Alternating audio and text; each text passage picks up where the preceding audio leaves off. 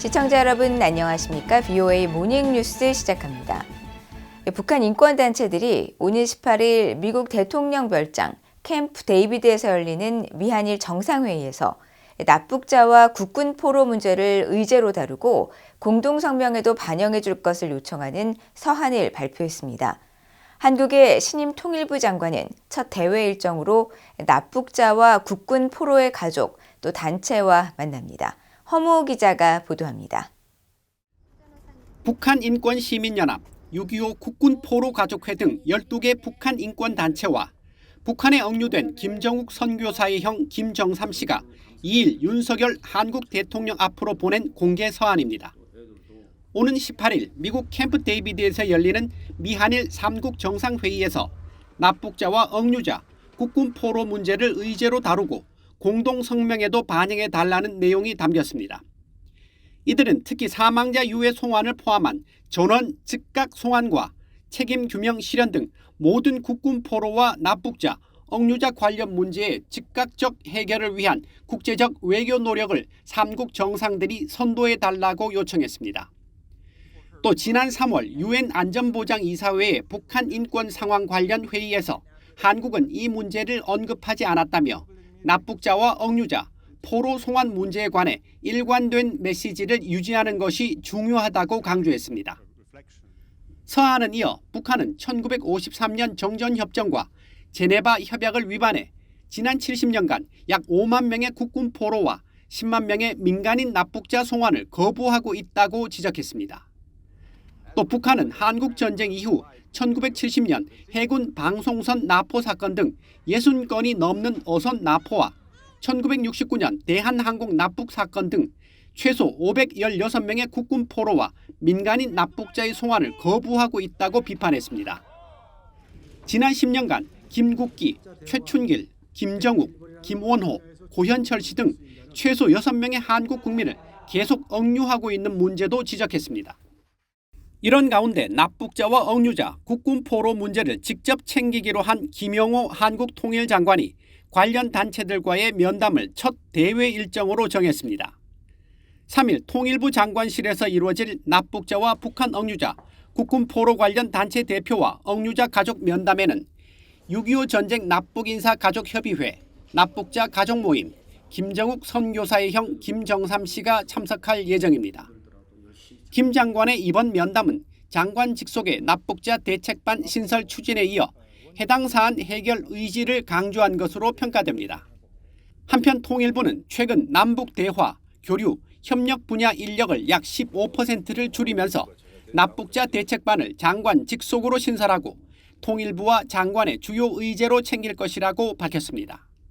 VOA 뉴스 허무호입니다. 한국 정부가 북한의 핵무기에 대응하는 미한 양국의 공조 프로그램에 대한 러시아의 문제 제기에 대해 한국과 미국의 공조는 북한의 무모한 불법 행위에 대응하기 위한 정당한 조치라고 반박했습니다. 김일훈 제네바 주재 한국 대표부 참사관은 1일 오스트리아 빈에서 열린 제11차 핵확산 금지 조약 NPT 평가회의 1차 준비위원회에서 한국은 북한의 무모한 행동에 대한 정당한 대응을 하고 있으며 NPT를 포함한 국제 비확산 체제를 전적으로 준수하고 있다고 밝혔습니다. 이어 핵무기의 선제적 사용 위협 등 북한의 핵 위협이 계속 증가하고 있는 것이 우리가 미국과 확장 억제 협력을 강화하는 이유이지 그 반대가 아니며 북한의 핵과 미사일 위협을 효과적으로 억제하려는 한국의 노력은 영내 평화와 안보를 더욱 증진한다고 굳게 믿는다고 밝혔습니다.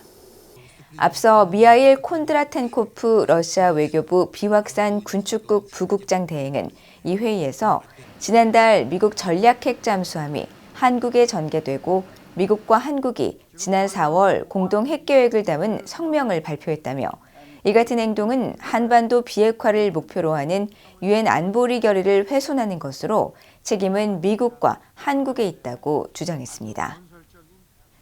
최근 한국을 방문해 윤석열 대통령을 예방하고 돌아온 미국 하원 의원 대표단이 양국 간 통상 현안과 관련한 협력 의지를 밝혔습니다.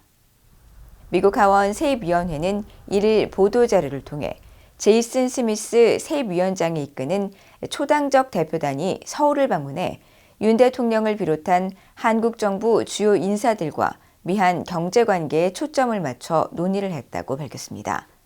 이어 스미스 위원장은 공급망 회복력을 증진하고 중국에 대한 경제적 의존을 낮추는 데 초점을 맞추면서 미국과 한국 간 무역 도전들을 다루는 데 있어 열린 대화를 유지하는 것에 대한 지지를 표하고 미국 제2의 무역협정인 미한 FTA에 대해 논의했다고 설명했습니다.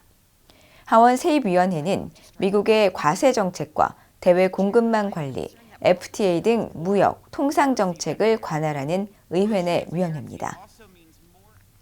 한국 대통령실은 지난 문재인 정부 시절 고고도 미사일 방어 체계 사드 기지의 정상화가 의도적으로 지연됐다는 의혹과 관련해 철저한 진상규명이 필요하다는 입장을 밝혔습니다.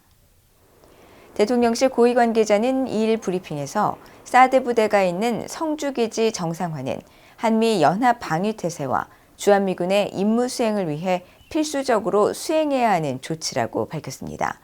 이어 이 같은 조치를 고의로 지연한 의혹이 있다면 면밀한 조사를 통해 한국 국민들께 관련 사실을 명백하게 밝혀드려야 한다고 생각한다고 강조했습니다.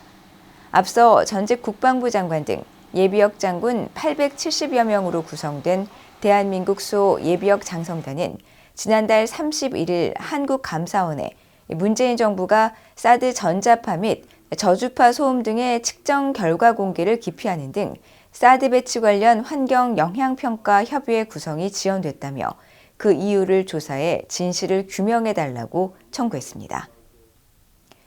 주스틴 트루도 캐나다 총리가 퀘벡주 산불 진화를 돕기 위해 파견된 뒤 귀국길에 오른 한국 해외 긴급구호대를 직접 찾아 한국말로 감사 인사를 전했습니다.